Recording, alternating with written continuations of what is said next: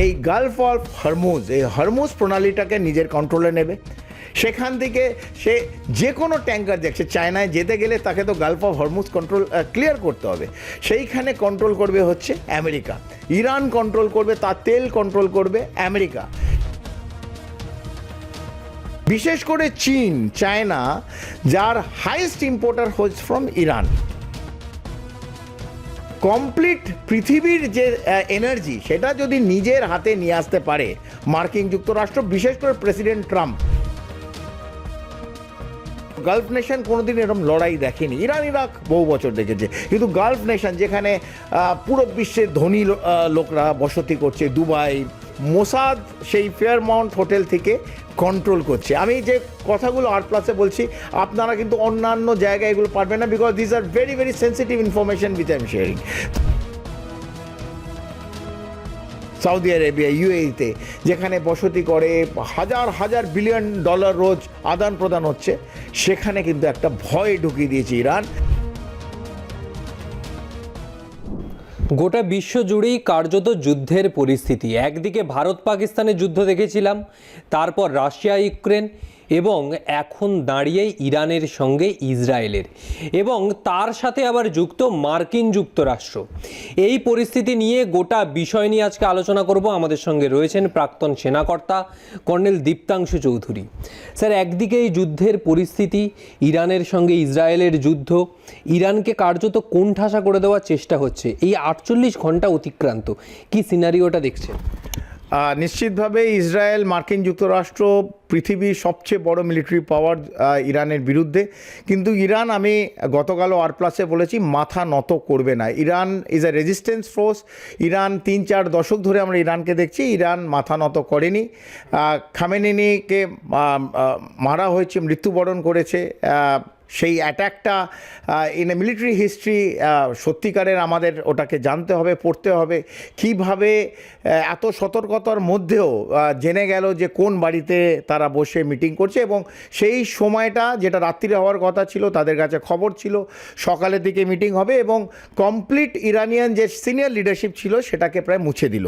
কীরমভাবে করলো? সেই যে যুদ্ধ রাত্রিরে শুরুর কথা ছিল সেটা কোনো না কোনো সময় মোসাদের থেকে অথবা সিআইএর থেকে যে খবর পেয়েছিল, দিনের বেলা প্রায় 400টা ফাইটার জেটস, তারপর মিসাইলস অ্যাটাক হলো, প্রায় 500খানা জায়গার টার্গেট, তার মধ্যে এইটা একটা টার্গেট ছিল, এবং আমরা দেখেছি কিভাবে 6 ঘন্টার মধ্যে পুরো ইরানে ধূলিসাৎ করে দেওয়া চেষ্টা করলো। এবং ইরানের স্ট্রেংথ কি? ইরানের স্ট্রেংথ হচ্ছে ইরানের মিসাইল আর্সেনাল, যে ballistic missile, hypersonic missile, supersonic missile, সেই মিসাইল আর্সেনাল। এবং আমরা দেখেছি যে এই 48 ঘন্টা, আজকে আপনার সঙ্গে যখন কথা বলছি 48 ঘন্টা প্রায় হয়ে গেছে, এবং ইরান কিন্তু দমে নেই। ইরান একইভাবে এই বিশ্বের সবচেয়ে বড় মিলিটারি পাওয়ার মার্কিন যুক্তরাষ্ট্র, আমেরিকা এবং ইসরায়েলের সঙ্গে সমান সমান টক্কর দিচ্ছে আপাতত। এবং আমরা দেখেছি 9টা আরও গালফ রাষ্ট্রে কিন্তু ইতিমধ্যে ইরানও কিন্তু তাদের মিসাইলের এবং ড্রোনের মাধ্যম দিয়ে প্রত্যাঘাত করেছে। এবং বিভিন্ন জায়গায় আমরা দেখেছি যে বাহরেন অথবা ইউএই, আলুদেদ, কাতারে অথবা দোহায়, যেখানে যেখানে ইউএসের মার্কিন যুক্তরাষ্ট্র সেনাদের বেস অথবা নেভাল বেস আছে, সেইখানে কিন্তু অ্যাটাক হয়েছে। কিন্তু সব জায়গা তো পিন পয়েন্ট অ্যাটাক হয় না। একটা সিইপি বলে আমরা আমাদের মিলিটারিতে যেটা জানি, সেই জায়গায় অনেক সময় নাগরিকরা যেখানে থাকে, সিভিলিয়ান এরিয়ায় কিন্তু সেই অ্যাটাক চলে যায়, এবং আমরা 9টা গালফ এই রাজ্যে দেখেছি, গালফ নেশনে দেখেছি, সেই জায়গায় কিন্তু ছড়িয়ে গেছে। ইরান একটা বার্তা দিচ্ছে। ইরান কি বার্তা দিচ্ছে? ইরান বার্তা দিচ্ছে এই গালফ নেশন, আপনি তো বলবেন এই প্রত্যেকটা গালফ নেশন তো ইসলামিক কান্ট্রি, মুসলিম সম্প্রদায় সংখ্যাগুরু, সেখানে কেন এটা হচ্ছে? এই জন্যে হচ্ছে, ইরান কিন্তু একটা বার্তা দিচ্ছে, ভাই যারা মার্কিন যুক্তরাষ্ট্রকে তাদের ভূমি জমি দিয়েছে, যারা তেল প্রায় বিক্রি করে দিয়েছে মার্কিন যুক্তরাষ্ট্র, তারা পেট্রোডলার মার্কিন যুক্তরাষ্ট্র পুরো বিশ্বে কন্ট্রোল করছে, একটা বার্তা ইরান দিচ্ছে। যদিও ওআইসির সবাই, কিন্তু তারা মার্কিন যুক্তরাষ্ট্রকে কোথাও না কোথাও সাহায্য পৌঁছেছিল এবং পৌঁছচ্ছে। তাদের বন্দরে নেভাল শিপস আছে, তাদের ভূমিতে বেস আছে, এয়ারফোর্স স্টেশনস আছে, আলুদের, আল পাখরাম, এই সব জায়গায় ওদের স্টেশন আছে। সেই জায়গায় কিন্তু এই যে একটা ভয়ভীত করে দিল, গালফ নেশন কোনোদিন এরকম লড়াই দেখেনি। ইরান ইরাক বহু বছর দেখেছে, কিন্তু গালফ নেশন যেখানে পুরো বিশ্বের ধনী লোকরা বসতি করছে, দুবাই, সৌদি আরেবিয়া, ইউএইতে, যেখানে বসতি করে হাজার হাজার বিলিয়ন ডলার রোজ আদান প্রদান হচ্ছে, সেখানে কিন্তু একটা ভয় ঢুকিয়ে দিয়েছে ইরান যে সমস্ত জায়গায় কিন্তু একবারে কিছুই হবে না এবং তোমরা মার্কিন যুক্তরাষ্ট্রকে সাহায্য করবে আমাকে শেষ করার জন্যে। একটা হিন্দিতে কথা আছে না, হাম তো ডুবেঙ্গে সনম, আপকো লেকে ডুবেঙ্গে। তাই আমাদের দেখতে হবে ইরান এখন প্রত্যাঘাত করবে, কতদিন করবে, যতদিন তার এই ব্যালিস্টিক মিসাইল তার আর্সেনালে থাকবে। মার্কিন যুক্তরাষ্ট্র এবং ইসরায়েল আরও তীব্রতম করবে যত, এখন তো শুধু 48 ঘন্টা হলো, এবং যেভাবে ভলি অফ মিসাইল ইরানের তরফ থেকে আসছে, তাদের এয়ার ডিফেন্স অনেকটাভাবেই সক্ষম, কন্ট্রোল করছে থার্ড এবং পেট্রিয়ট যে এয়ার ডিফেন্স সিস্টেম আছে। কিন্তু অনেক জায়গায় আপনারা দেখছেন তার ধ্বংসস্তূপ, বিভিন্ন সিভিল এরিয়া পড়ছে, আগুন লেগে যাচ্ছে। ড্রোন, হাজার হাজার ড্রোন আসছে, প্রায় এখন পর্যন্ত আমরা যত জানি 800 থেকে 1000টা ড্রোন অ্যাটাক হয়েছে। এই শাহিদ ড্রোন 136 এটা কিন্তু প্রায় 10 কিলো থেকে 50 কিলো অবধি এক্সপ্লোসিভ নিয়ে উঠতে পারে এবং উঠছে, এবং বিভিন্ন জায়গায় গিয়ে যেখানে কন্ট্রোল করতে পারছেন এয়ার ডিফেন্স, সিভিল এরিয়ায় আমরা দেখেছি যে বুর্জ খালিফা খালি করেছে এবং বুর্জ খালিফার একটা জায়গায় অ্যাটাক হয়েছে। ফেয়ারমাউন্ট হোটেল, মানে ডিলাক্স 5 স্টার থেকেও বেশি, 5 তারার থেকেও বেশি ভালো হোটেল পাম জুমেরায়, সেটা অ্যাটাক হয়েছে। আমরা দেখেছি দুবাই এয়ারপোর্ট অ্যাটাক হয়েছে, আমরা দেখেছি জুবেল আলী পোর্ট, বন্দর দুবাইয়ের, এগুলো অ্যাটাক হয়েছে। এবং জুবেল আলীতে সিআইএ হেডকোয়ার্টার ছিল দুবাইতে, সেটাকে প্রায় শেষ করে দিয়েছে। ফেয়ারমাউন্ট হোটেলে কেন মারা হলো? কারণ তারা ভাবছিল, ইরানের কাছে ইনফরমেশন ছিল, ইরানের গুপ্তচর এজেন্সিও খুব স্ট্রং, তাদের কাছে ছিল যে মোসাদ সেই ফেয়ারমাউন্ট হোটেল থেকে কন্ট্রোল করছে। আমি যে কথাগুলো R+ বলছি, আপনারা কিন্তু অন্যান্য জায়গায় এগুলো পারবেন না, because this are very very sensitive information which I am sharing. তো ফেয়ারমাউন্ট হোটেলে মোসাদ ছিল, ঠিক সেই ফ্লোরে কিন্তু অ্যাটাক হয়েছে, সমস্ত জায়গায় হয়নি। সেই সবাই বলছে এই ফেয়ারমাউন্ট হোটেলে কেন আগুন লাগিয়ে দিল, সেটা তো একটা সিভিলিয়ান, কিন্তু না, সেই হোটেলে, ফেয়ারমাউন্ট হোটেলে মোসাদ বসেছিল, এই যে ফ্লোরে বসেছিল সেইখানে অ্যাটাক হয়েছে। তো ইরান দমবে না, লড়াই তীব্র থেকে তীব্রতম হবে, আমরা আজকে দ্বিতীয় দিনে দেখছি। তবে একটা বিশ্ব জুড়ে, যেহেতু আমরা হরমুজ, আপনি এরপরে আমাকে হরমুজ, স্ট্রেট অফ হরমুজ প্রণালী জিজ্ঞেস করবেন, হাজার হাজার তেলের ট্যাঙ্কার বিভিন্ন জায়গায়, নয় পার্সিয়ান গালফ, নয় আরব সাগরে দাঁড়িয়ে আছে। আরব সাগরে তারা এখনও ক্রস করতে পারিনি অথবা গন্তব্যস্থলে যেতে পারিনি।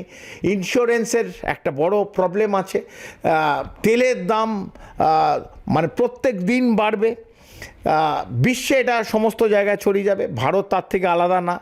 এবং এই যে তেলটা যায় সাউথ এশিয়ান যতগুলো রাষ্ট্র আছে, সেটা চীন হোক, ভারত হোক, জাপান হোক, ভিয়েতনাম হোক, এই বিভিন্ন, ইন্দোনেশিয়া হোক, তারা কিন্তু major buyer of this oil of Middle East. সেই জায়গায় একটা ধাক্কা কিন্তু আমরা প্রত্যেকে খুব শিগগিরই আশা করছি। একদিকে পাকিস্তান লাগোয়া বর্ডার রয়েছে, বর্ডার শেয়ার হচ্ছে, সেখানে ভারতও রয়েছে, একেবারে পার্শ্ববর্তী বলা যায়। তাই এই জায়গায় দাঁড়িয়ে এই যুদ্ধের প্রভাব ভারতের ওপর শুধু কি তেলের দিক থেকে বা আর্থিক মূল্যবৃদ্ধি সেখানে, নাকি অন্য কোনো অর্থনৈতিক জায়গা থেকেও এই প্রভাব পড়তে পারে? খুব ভালো প্রশ্ন জিজ্ঞেস করেছেন। প্রথম কথা আমি বলি যে তেল মেজর ফ্যাক্টর, যে স্ট্রেট অফ হরমুজে যদি বন্ধ হয়ে যায়, যেটা 22 মাইল 32-33 কিলোমিটারের একটা ছোট জায়গায়, সেটা ওরা বন্ধ করবে। IRGC এটাকে ট্রাই করেছে, কাল 2-3টে জাহাজে মিসাইল বর্ষণ হয়েছে, সেখানে যদিও থিওরিটিক্যালি বন্ধ নয়, তবে কেউ আর সাহস করে ওই 32-33 কিলোমিটারের যে স্ট্রেট অফ হরমুজে যাচ্ছে না। ন্যাচারালি তেলের দাম বাড়তে বাধ্য, এক। দ্বিতীয়ত আপনার সেকেন্ড প্রশ্ন ছিল আমাদের ওপর কি প্রভাব পড়বে। হ্যাঁ, ইকোনমিতে আজকে সকালবেলা আপনি দেখুন যে সেন্সেক্স খুলেছে, প্রায় 1000 পয়েন্টস পড়ে গেছে, 1000 পয়েন্ট পড়ে গেছে। শেয়ার মার্কেট নিচে চলে যাচ্ছে, এইটার প্রভাব বাজারে পড়বে। আমার, আপনার এবং আমাদের যারা দেখছেন প্রত্যেকের দৈনন্দিন জীবনে যেটা বেসিক নেসেসিটি যেগুলো আমরা কিনি সেগুলোর দাম বাড়বে। যদি এই যুদ্ধটা আরও বাড়ে, আর আমি বলছি এটা আরও বাড়বে, আমাদের কিছু করার নেই। This is how the war is going out. সবচেয়ে বড় হলো যে আমরা গতকাল দেখেছি পাকিস্তানের করাচি শহরে, কাল পাকিস্তান কিন্তু তাদের সবচেয়ে বেশি এই কয়েক মাস কয়েক বছরে সবচেয়ে ক্লোজ যে রাষ্ট্র মার্কিন যুক্তরাষ্ট্র, খুব ট্রাম্প এবং ওদের মোল্লা মুনির ভুল নাম বলে দিলাম, আসিম মুনির। তো আসিম মুনিরের সঙ্গে খুব ক্লোজ হয়েছিল এবং কালকে দেখলাম পাকিস্তানের যে নাগরিক তারা কিন্তু আমেরিকান কনসুলেট করাচিতে অ্যাটাক করলো এবং সেই করাচির আমেরিকান কনসুলেটের যারা মেরিন ছিল, ইউএস মেরিন, তারা গুলি চালালো এবং 8 থেকে 10 জন, আজকে শুনছি আরও বেশি পাকিস্তান নাগরিকদের, তাদের কিন্তু পাকিস্তানের মধ্যে করাচি শহরের মধ্যে গুলি করে মারলো। কারা মারলো? মার্কিন যুক্তরাষ্ট্র সেনা মারলো, ইউএস মেরিনস মারলো। তো এইটা কিন্তু এগোচ্ছে, আফগানিস্তান পাকিস্তানের লড়াই চলছে। যদি ভারত অপারেশন সিন্দুর পার্ট 2 এখনও অন।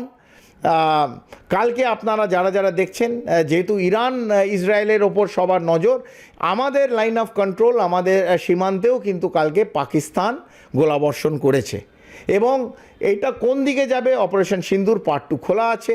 সময় বলবে যে একদিক থেকে আফগানিস্তান চাপছে, ওই দিক থেকে ইরানের একটা, পাকিস্তানের নর্থ ওয়েস্টার্ন বর্ডার হচ্ছে ইরান, এইদিকে পাকিস্তানের ইস্টার্ন সাইড হচ্ছে আমরা আছি, পাকিস্তানের ওয়েস্টার্ন সাইড আফগানিস্তানের। চারিদিক থেকে যদি আমরা চেপে দিই, পাকিস্তানকেও কিন্তু ভেঙে দেওয়ার সবচেয়ে ভালো সুযোগ। আমি বলছি না আর একটা লড়াই শুরু করার জন্যে, তবে পাকিস্তান যদি মিসঅ্যাডভেঞ্চার করে, আমাদের সীমান্তে বারবার উল্লঙ্ঘন করে, তাহলে আমাদেরও সেই দিকে ভাবতে হবে।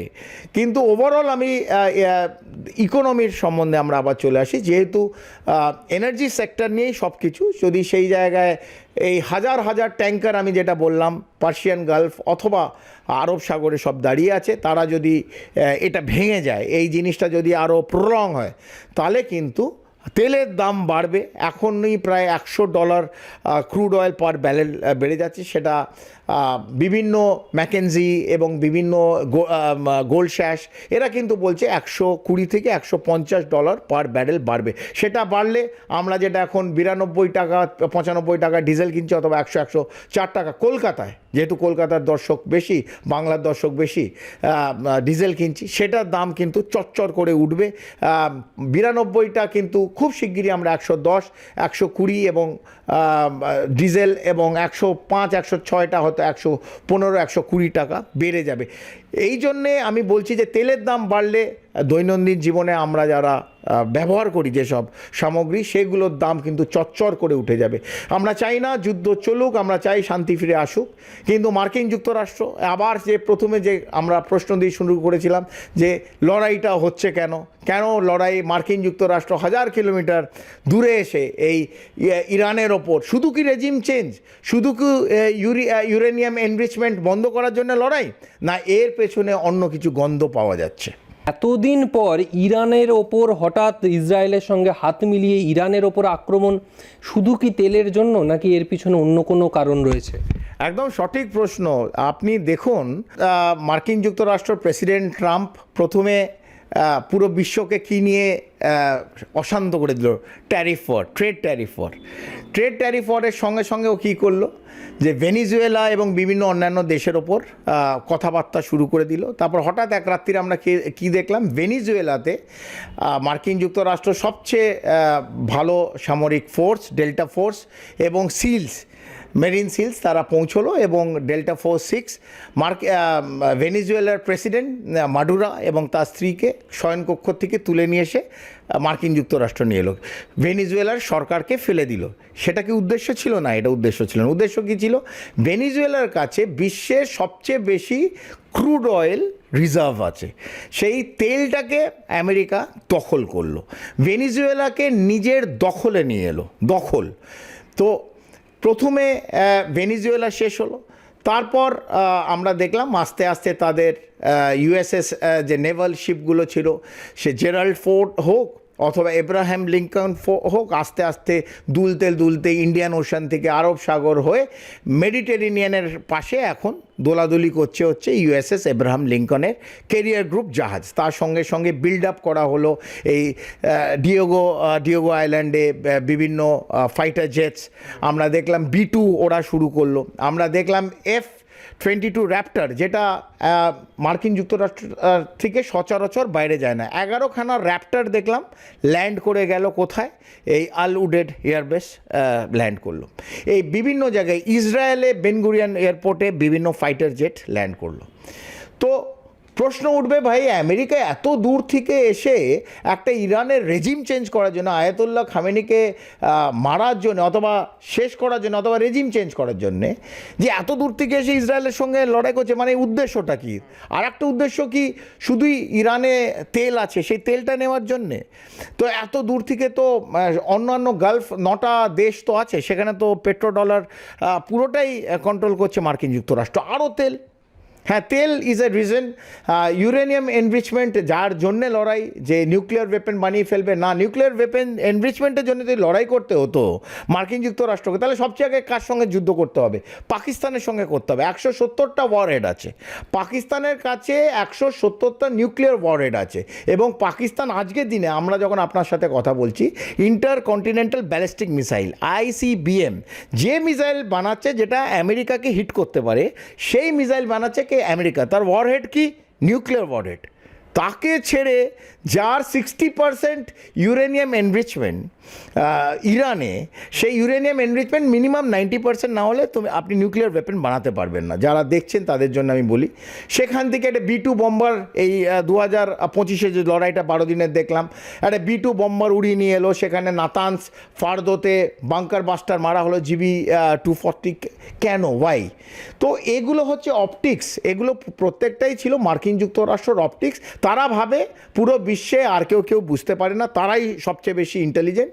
কিন্তু না, যারা জিওপলিটিক্যালি ফলো করছে, যারা আমরা প্রত্যেক দিন পুঙ্খানুপুঙ্খ দেখছি যে কেন আমেরিকা করছে, এই আপনাদের প্রশ্ন, এই প্রশ্নটা আমার মনে হয় সবাইকে করতে হবে।